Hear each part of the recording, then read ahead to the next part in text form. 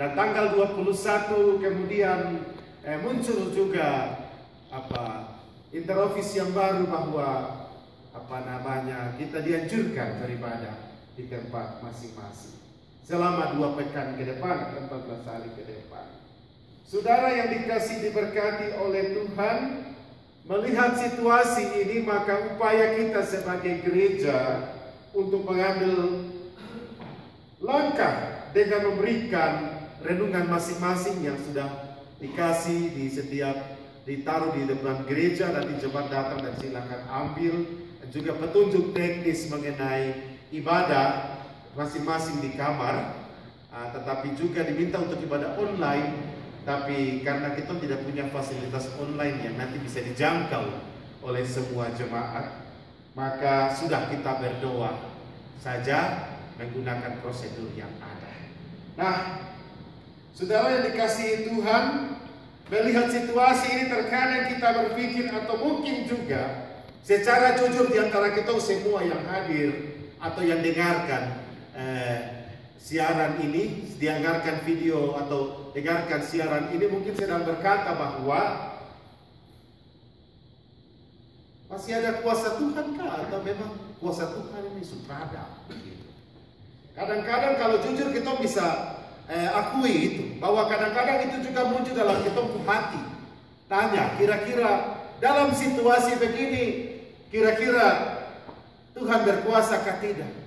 Di mana Tuhan mau menunjukkan kuasa? Kapan? Atau mungkin kita bertanya, Tuhan ini kapan Tuhan tunjukkan kuasa untuk kita melewati bagian yang begitu berat di saat ini? Nah, maka di hari ini kita akan belajar kebenaran firman Tuhan yang akan menjawab pertanyaan yang ada dalam hati kita. Sesuai dengan kebenaran firman Tuhan, akan menjawab pertanyaan-pertanyaan yang menyebabkan kegelisahan dalam hati kita. Ya, kalau hari ini kita gelisah dan lain sebagainya, kita harus jujur. Kan saya juga gelisah karena ruang gerak terbatas. Tidak bisa jalan ke sana kemari lagi karena harus ikut petunjuk yang berlaku itu. Nah, maka hari ini kebenaran firman Tuhan mau menjawab semua pertanyaan-pertanyaan yang ada dalam kitungku hati. Hari ini belajar dari firman Tuhan yang diterbitkan untuk kita di hari ini, di minggu sengsara yang kelima minggu Laetare. Kita diajak untuk merenungkan saat di mana Tuhan Yesus diperhadapkan mahkamah agama dengan sebuah tuduhan untuk dapat mempersalahkan Tuhan Yesus agar ia dapat dihukum. Apa yang Tuhan Yesus lakukan ketika pertanyaan-pertanyaan itu muncul? Nah, kalau kita lihat pada ayat yang ketiga, di sana dikatakan bahwa Tuhan Yesus tetap diam. Menjawab pertanyaan pada ayat ke-62 bahwa diajukan 2 orang saksi. Ya, dan dapat 2 saksi itu dikatakan bahwa itu saksi dusta. Mau bilang bahwa memberikan saksi bahwa dia pernah bilang bahwa dia akan kasih untuk bait Allah, terus 3 hari dia akan bangunkan bait Allah itu kembali. Memang dia pernah katakan itu. Tetapi yang dimaksudkan dalam kalimat itu kan sebenarnya itu kiasan bahwa dia sendiri anak Allah itu yang akan mati, dan pada hari yang ketiga dia akan bangkit. Kalimat kiasan itu kan berbicara bait Allah, kan berbicara tentang kehadiran Allah, berbicara tentang Allah itu sendiri, berarti berbicara tentang Yesus. Nah, karena dia telah mengerti dan tafsirkan secara harafiah, akhirnya dia dipanggil untuk memberikan kesaksian palsu itu terhadap apa yang mereka tuduhkan kepada Yesus. Nah, namun saudara, ketika kemahakuasaan Yesus dipertanyakan, maka ia menjawab pada ayat 64. Engkau telah mengatakannya. Akan tetapi aku berkata kepadamu, mulai sekarang kamu akan melihat Anak Manusia duduk di sebelah kanan Yang Maha Kuasa dan datang di awan-awan di langit. Setelah Tuhan Yesus mengajukan kalimat menjawab pertanyaan, imam besar dia mulai bikin manuver. Dia manuver itu adalah dia koyakkan dia baju kebesaran. Lalu dengan mengoyakkan pakaian itu dengan maksud supaya tuduhannya ini lolos dan Yesus bisa dihukum karena imam besar memancing emosional para peserta sidang, sehingga muncullah suara secara aklamasi, secara langsung dong mulai bilang begini, ia harus dihukum mati. Pada ayat 66 berkata demikian. Saudara yang dikasihi Tuhan, belajar dari kisah ini tetapi juga pengalaman yang sedang kita hadapi, bahwa ketika kita diperhadapkan dengan persoalan pandemi COVID-19, ketika banyak orang mempertanyakan iman kita kepada Yesus, maka marilah kita menjawab sesuai dengan kebenaran firman Tuhan. Kenapa Tuhan Yesus diam pada ayat 62?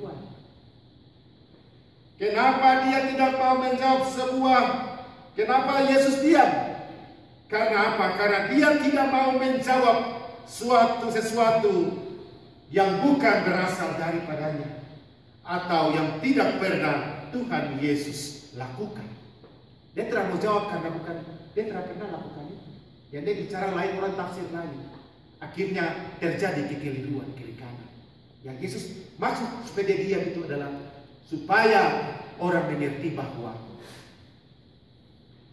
dalil yang dipakai untuk mau mencobai kuasa Tuhan itu harus sadar bahwa dalil itu tidak punya kuasa.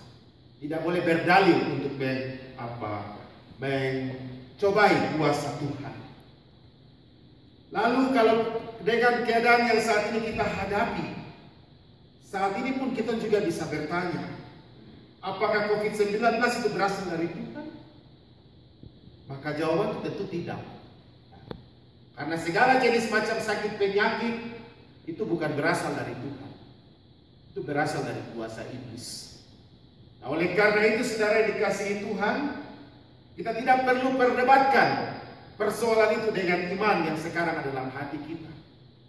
Alkitab jauh-jauh hari katakan, bahkan kitab Amos bilang, Yesus pun bilang bahwa ada saat di mana firman Tuhan ini akan lenyap daripada kamu. Nah, ketika masih ada kesempatan, dulu belum ada COVID-19 itu, kita rajin sembahyang kah tidak? Barangkali kalau hari ini Tuhan dia diam, dia juga mau supaya hari ini kita introspeksi diri, kita koreksi kita punya diri masing-masing, ya toh? Begitu. Apakah selama ini kita punya spiritualitas dengan Tuhan itu sudah betul kah belum? Atau kita banyak pura-pura? Apakah selama ini kita punya persekutuan, kesaksian dan pelayanan yang kita kerjakan, yang kita jalan dalam hidup kita ini, kita jalankan dengan sungguh-sungguh dengan hati yang betul-betul mencintai Tuhan kah? Atau kita cuma datang ikut ramai karena hari Minggu seremonial saja jadi kita datang? Nah, ini sebenarnya kalau kita lihat dalam kacamata iman, Tuhan mau supaya kita introspeksi kita diri. Kenapa Tuhan dia diam dengan keadaan yang kita alami? Bukan berarti Tuhan dia terada, dia tetap ada. Tapi kalau dia memilih untuk diam, berarti dia minta untuk kita introspeksi diri masing-masing. Kita melihat kita diri, tanya kita hati. Kita punya hubungan dengan Tuhan ini sudah kita bangun dengan baik kah belum? Kalau hari ini Tuhan izinkan bahwa kita datang kebaktian dengan jarak yang begitu jauh seperti begini, mungkin ini juga saat dimana kita harus renungkan dan bertanya. Kalau mungkin kita mau jabat tangan juga, kita cuma menjabat tangan dengan salam yang biasa, dan ini bikin sesuatu yang alergi kita rasakan sebagai orang percaya. Ya toh, kita punya biasa-biasa tradisi salam-salam itu kan sekarang sudah mulai batasi karena mencegah penyebaran virus, dan kita harus setuju. Tidak bisa tidak setuju, harus setuju. Supaya apa? Supaya kita menjadi mati bodoh-bodoh. Orang bilang, kok pendeta macam terapu iman. Saya bilang, tidak bisa ukur sapu iman. Karena sapu iman, saya punya hati dengan Tuhan dan sapu Tuhan. Begitu. Tidak bisa ukur sapu iman sampai di mana. Tapi Tuhan bukan bilang beriman terus iman bodoh-bodoh yang terhadap tanpa perbuatan. Alkitab bilang iman tanpa perbuatan adalah sia-sia, mati.